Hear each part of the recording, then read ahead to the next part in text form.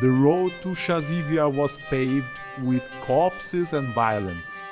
The Ukrainian troops fought to hold them, even using demolition mines to blow up the Russians inside the trenches. Men from various nations fought between Bakhmut and the new target of the Kremlin's armed forces, fighting even to rescue their fallen comrades from the clutches of the enemy. The Russian paratroopers of the 98th advanced under the biting winter cold to take the trenches that the Ukrainians struggled to hold in those days. Meanwhile, their planes began their free flights to drop the heaviest bombs over Chaziviar. That new target of the Kremlin would become a great pit covered by fire, where Ukrainians and Russians would be buried. Over the months,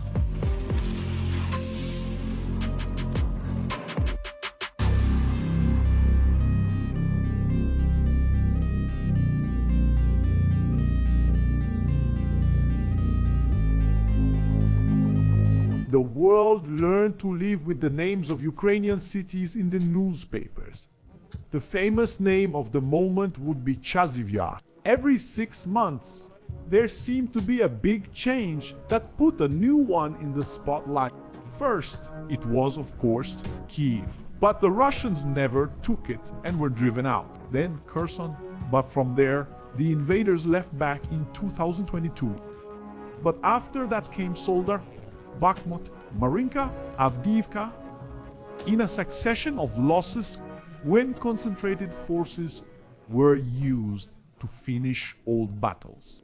For example, had its first conflicts in 2014, which intensified in 2022, and only from October 2023, Russia concentrated everything it had to take the city in February 2024. According to some predictions, Chaziviar would meet the same fate still in 2024, when the BS started the whole endeavor with more than 25,000 men against worn-out forces inside the urban area. The city only became a target after the fall of Bakhmut, taken over by the Wagner Group in May 2023. Before that, the mercenaries withdrew from Ukraine, at least in name. Their tactics and many of their personnel were incorporated into the Russian army in the form of the Stormzy penal battalions.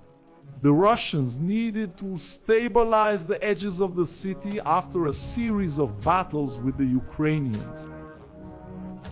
But, wrapping this up, the 98th Guards Airborne Division was given the mission to move forward. The Russian paratroopers prepared their equipment to move out, and the soldiers of the 5th Ukrainian Assault Brigade got ready, inked, to face the greatest destruction the Russians had to offer.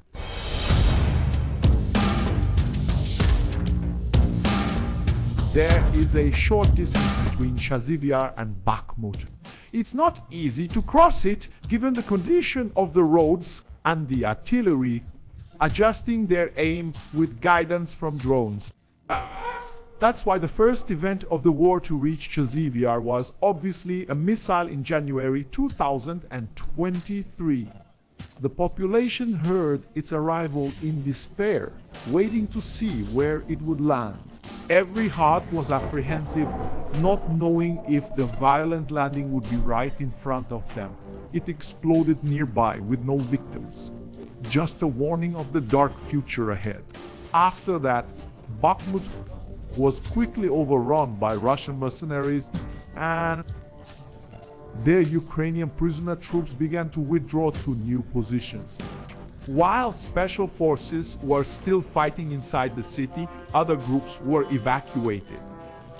Many of the wounded were taken to Chaziviar. That's when the first battles began in that direction, when the remaining Wagner troops fought for this so-called road of life. At the time, it was the last thread holding the resistance in the dying city of Bakhmut. The soldier, codenamed Kharkiv, was one of them.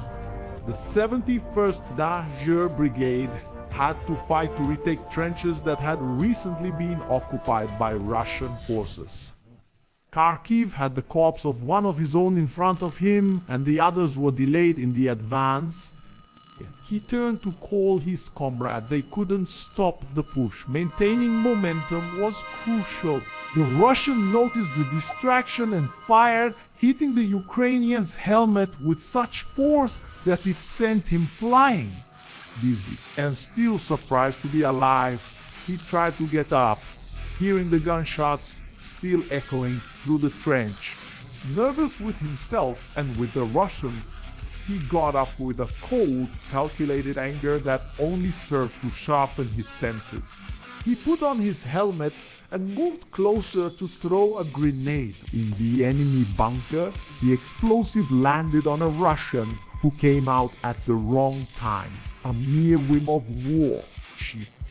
The blown-up corpse left two others in the bunker, scared enough for Kharkiv to enter with his finger on the trigger, ending those men's lucky day. The situation was deteriorating on the road of life.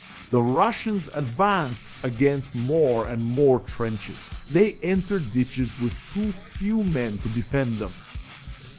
The drones detected these soldiers gathering and planning the advance. The first attempt to stop them was with mortars from the Kalinask regiment falling on the tree line. They couldn't eliminate all of them, and the assault persisted, with the soldiers advancing among the broken branches. Inside the trenches, the bent bodies pointed their weapons forward, searching for the enemies, not realizing they were being watched. There were only three still in a condition to attack at that moment.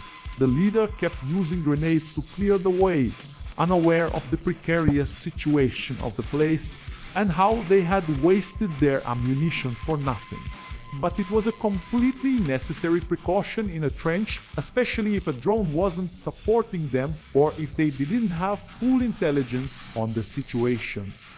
The drone alerted the two defenders who left their hiding place. When the Russians got within 15 meters, the exchange of gunfire was intense for several minutes. Ammunition was fired enthusiastically from both sides. The echoes of violence faded when one of the Russians was hit and fell, crawling through the trench.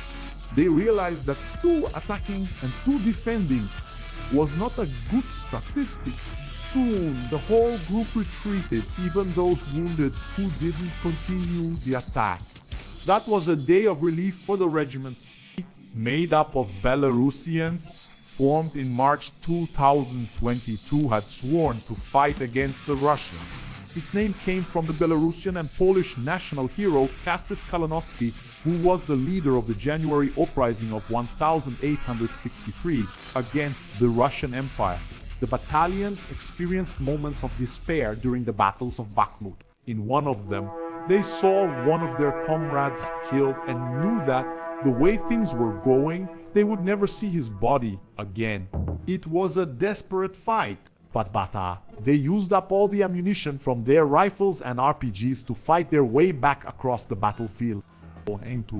In the middle of the explosions, swearing he wouldn't leave a comrade behind, they passed by enemy bodies, searching for the right corpse. It was a pitiful sight to see the fallen man, but they had no choice but to carry him before the Russians completely took over the position.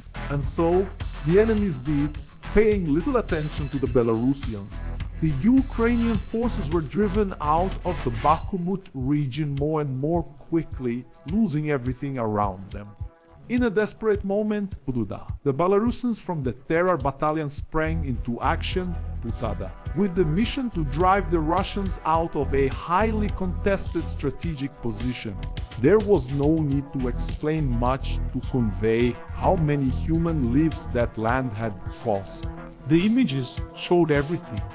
The Belarusians moved in quickly, covering the distance between the craters, aware that the Russians were already waiting for them. They passed by more than a dozen destroyed vehicles, careful not to step on the corpses scattered on the ground. The first grenades started flying through the trenches or being thrown into the nearest craters. The smoke started to thicken, forcing the Russians to take cover. The terror battalion wasn't messing around. Flushing them out didn't necessarily mean getting the Russians out of their hideout all at once. They prepared demolition munitions to do a thorough job. Push. The smoke marked the end of a defensive position, with the remains of torn bodies inside the holes. They moved on to another one. Shortly after, the grenades created space for them to move forward, with the rifles raised as little as possible above the ground. It was a path full of corpses where the automat Kalashnikov Skladnoy 74U was aimed to search for enemy lives. The weapon remained active, marked by mud, always accompanied by grenades for support. The trenches were small streams of death, where the corpses rested on the bed. They passed by men almost completely buried, probably killed by artillery, which failed to provide them with a proper grave. The mission was accomplished with the last Russians fleeing in terror, but for them it didn't matter much. They knew that the Ukrainians just wanted to buy time in those days. That time was valuable so that troops could be withdrawn and sent to Chaziviar. Afterwards, the Ukrainians started the clashes south of Baku, and those roads saw little movement until 2024.